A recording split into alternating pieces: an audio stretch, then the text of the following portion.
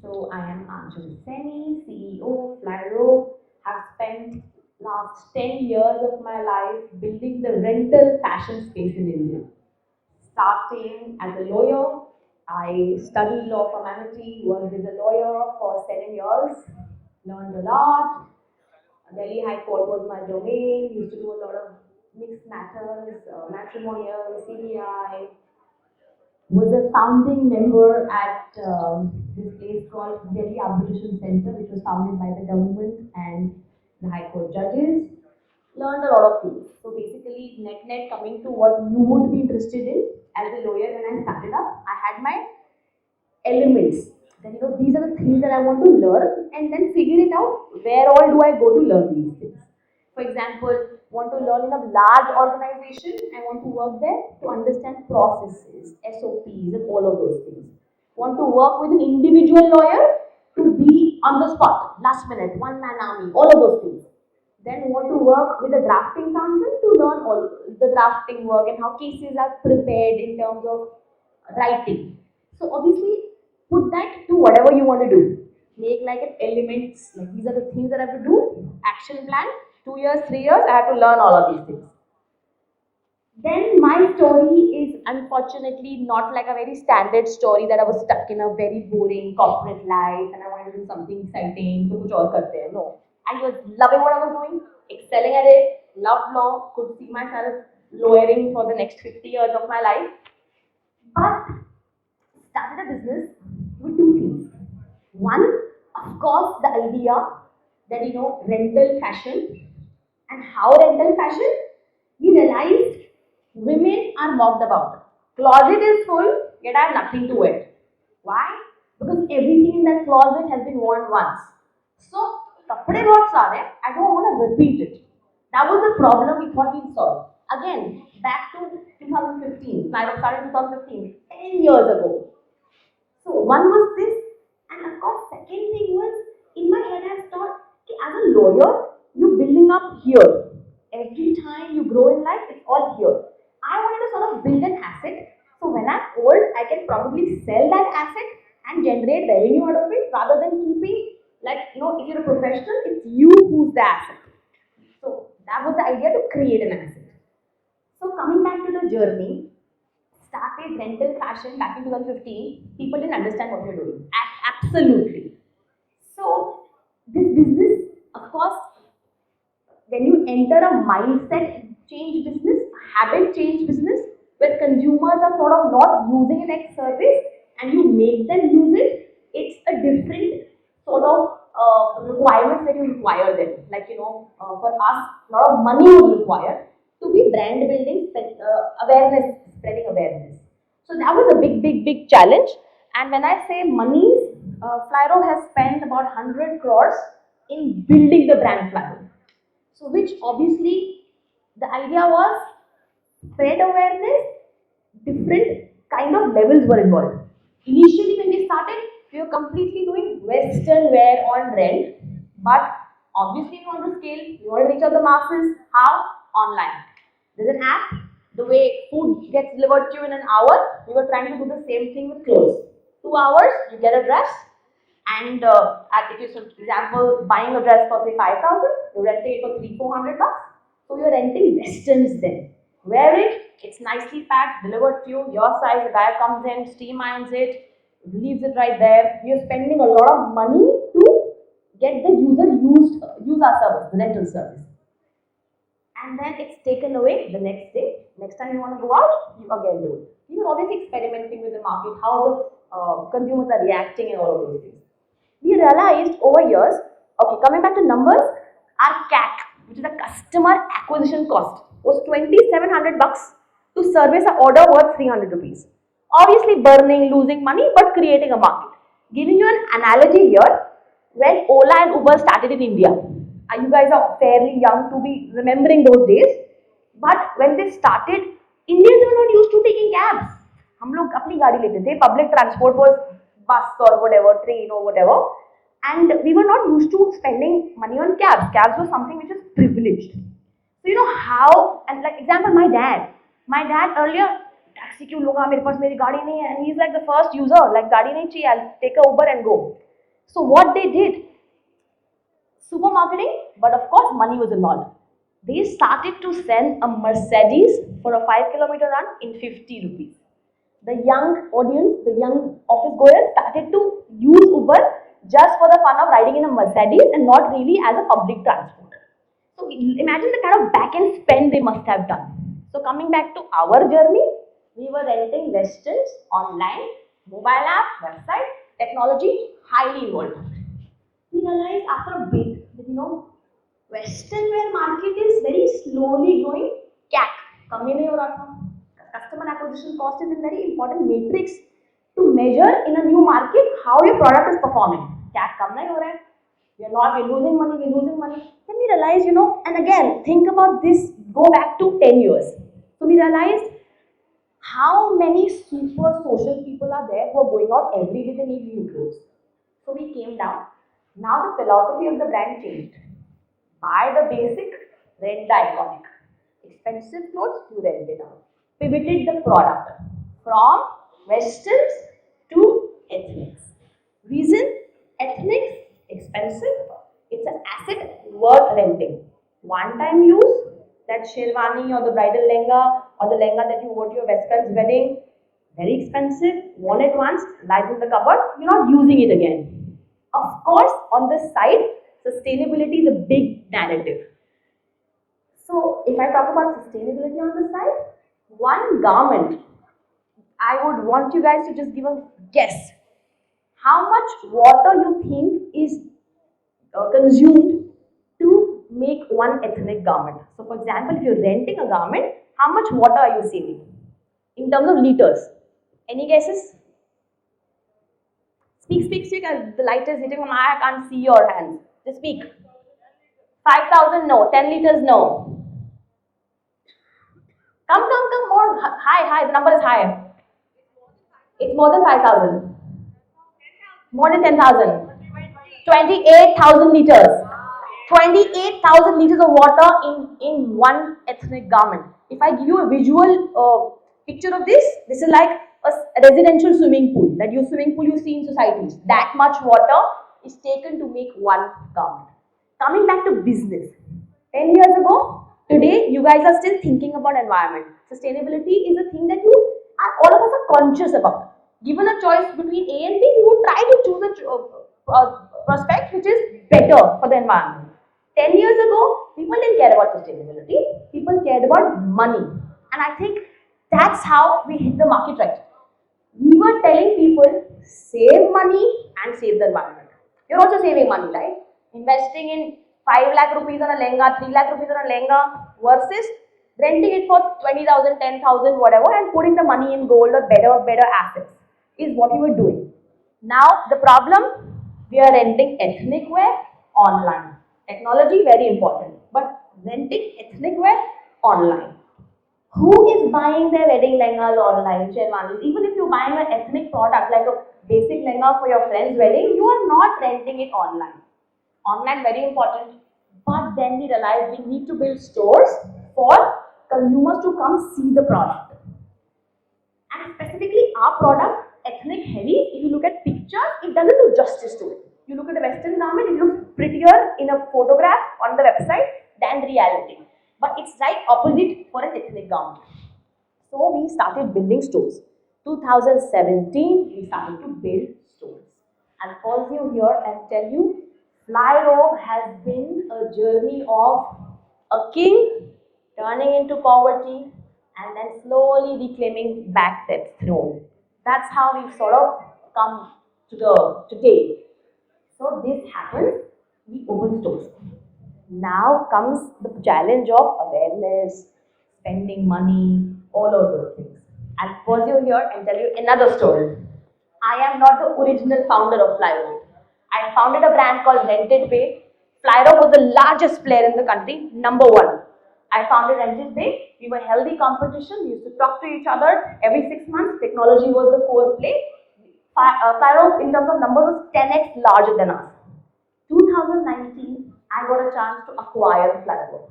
So imagine if I give you a perspective of some popular local Delhi burger brand given a chance to acquire McDonald's. This was the story. Obviously, I had to jump in. We had raised little investment. We had no idea how much, but we acquired. Sounds easy, but of course wasn't easy. Journey has been, it was basically like riding a tiger. But now I have run Flyrobe more than the original founders have in terms of number of years. After acquisition, our story was clear. We have to build stores. We have to be present in pan-India, all cities. How? By the franchise model. Because this is a concept which has to be spoken about. A local entity, a local prominent entity is a good idea to partner with. So we started to build stores. First franchise signed up 2020 March. Welcome to my story here. COVID happens. COVID, and we are obviously the least wanting industry, right? COVID, we're talking about ethnics, and if I tell you about the scale of the business then, we were doing about 400 orders a day in by February when COVID hit. Investor dependent, burning business, huge sums were required. When I acquired Flyrobe, strength 150 employees. COVID happened, we came down to 15 employees.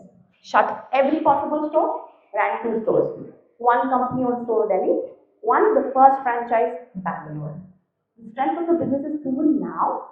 Even during COVID, our stores were profitable. We did not lose money. Very sad. When I signed up the first franchise, we had 10 more stores lined up. So now I am in the zone. We struggled for a year. Now life is sorted. 10 more signed up stores, COVID happens, all deals cancelled. But good. Why? We are the only company in India who's building franchise model for rental businesses, which means a lot of working and happening. It gave us 2 years to sort of build the model better. Coming back, last cut down 2021, then we started to build slowly, and we realized we'll have to stop burning money. Ultimately, it's a business. Yes, marketing dollars were required. First half of the decade, spend well, celebrities, influencers, etc., etc. Flyrobe as on date has partnered with more than 2,000 celebrities and influencers. So we steer towards profitability. Last 2 years, business is profitable. Today, we are 20 stores. We are servicing to 45 plus cities online, and the idea is to go to 100 stores in the next 2 years. And adding to the sustainability management. Last couple of years, post-COVID, people understand sustainability, people want to add to it. We built another model. We realized that, we're talking so much about sustainability, but why are we also buying these products or procuring them? We are buying these products, we're actually manufacturing these. Sure, we are putting it on rent. Instead of one person using it, we are making sure that at least a handful of people, at least 7-8 people use one product before it's chucked out. So yeah, we are saving 28,000 into 7, but why not save 28,000 into 8? So we built a model where we were starting to collect garments, expensive luxury garments from people. A lot of people get married, they've got these expensive the name of brand, and they have all of this in their closets, like a complete NPA lying in the closet. So why not encash it? Why are we building more? We developed a model where people again come in, put their garments on rent. So we become a little asset light. The whole inventory is not like that, but we've got a percentage chunk of that. We become asset light. Technology again helps. A dashboard is created. They track their earning. As and when something goes out on rent, they get some percentage of it. Monthly payments are made to them. They are very happy because they are not able to sell those old ethnic garments on OLX or XYZ. Again, on the side, just for your knowledge, pre-loved market thrifting, you guys must have heard about, is growing in India, doing fantastically well.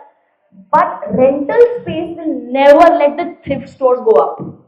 Why will I buy a garment for 50,000, 1 lakh rupee worth product if I'm able to rent it for 10,000? Right? Mathematically, it won't make sense.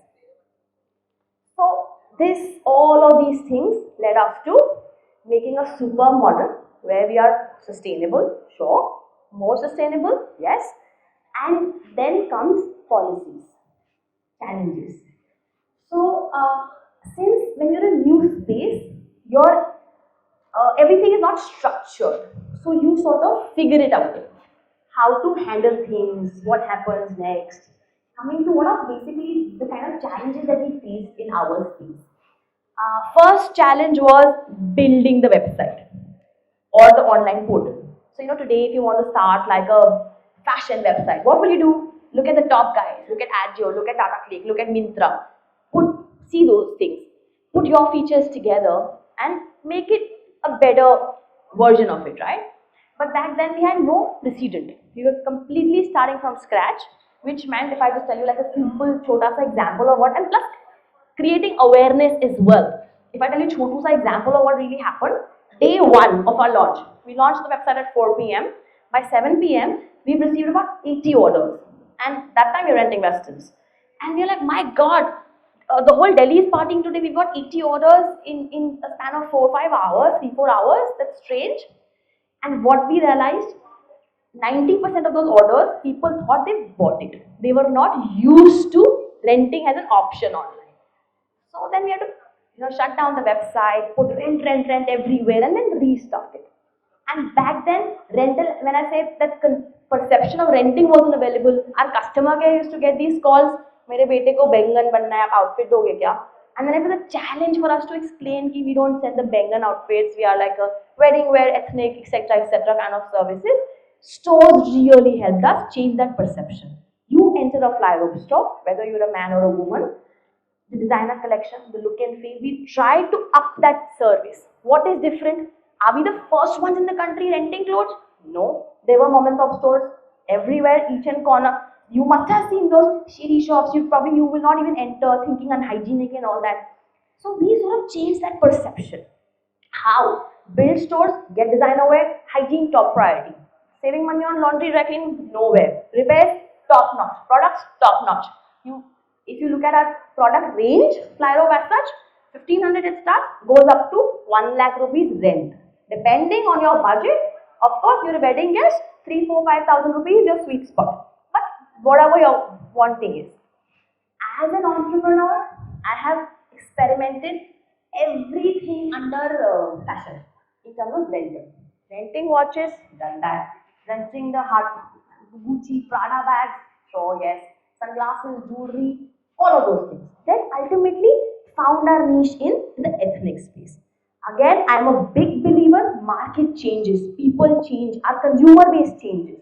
Service, so basically the logic is product, market fit, channel fit, all of that keeps changing. Consumer, whether they want your service today or not is a very subjective question. For example, for us, 10 years ago, our consumer was aspirational class. Why are they renting? Because of financial constraints. पैसे कम है तो rent कर रहे हैं, खरीदना नहीं, afford नहीं कर सकते हैं. Today, who is the consumer? Millennials, Gen Zs. You guys, what do?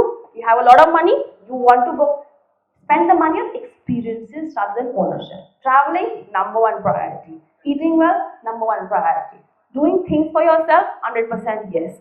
The new generation, like today, our user would probably spend 20-30,000 rupees in a restaurant to celebrate, but buying ethnic outfits is not what they want. They can afford to buy, but they don't want to. They choose not to. Very practical. And personally, 10 years ago, my friends were not my customers. Usually, your family friends are your first customers in whatever business you do, right? So they were not my customers. Aanchal, super, sustainability, very good business, huh? But they're not the ones renting. But today, they are the ones who are renting.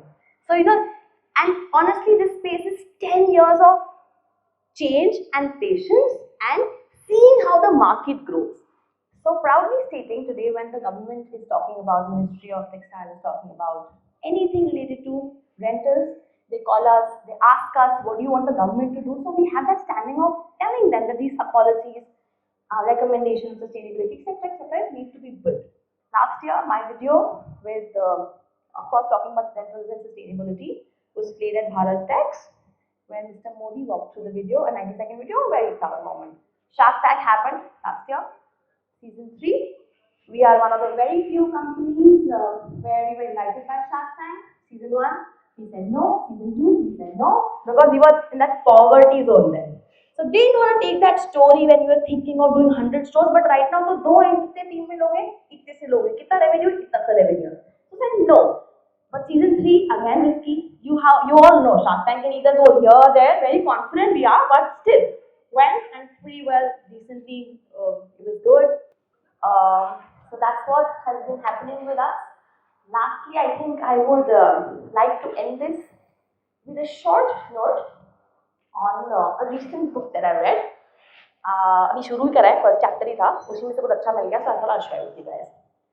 So this book says there are 5 buckets of success, which define success. Simply put, 5 buckets: your knowledge, what you know; your skills, what you can do; what you have, your resources; who you know, your network; and what the world thinks about you, your reputation. So 5 buckets. So while I'm reading this now, so when you're reading a book, usually you think, okay, fine, we should implement it in our life. It's future perspective. But when I read this now, I feel I've been doing this. I didn't know how to define it like 5 buckets and all of that. But I've been doing this. And it's a constant process, completely. And how much time do we have? Done? Okay. So last thing before I just wind up. Small thing for you guys. I am a biggest believer. I've done both things, partied too much, worked too much, but middle way is the best, always, always. And the most favorite part of now is when I narrate my journey to a story to anybody around, whether it's an investor or a business potential or media or journalist or anybody, I get to hear one thing which says, "Maza aaya sun ke, aapki journey sun ke maza aaya." So I hope you guys also enjoy, and all the best to you.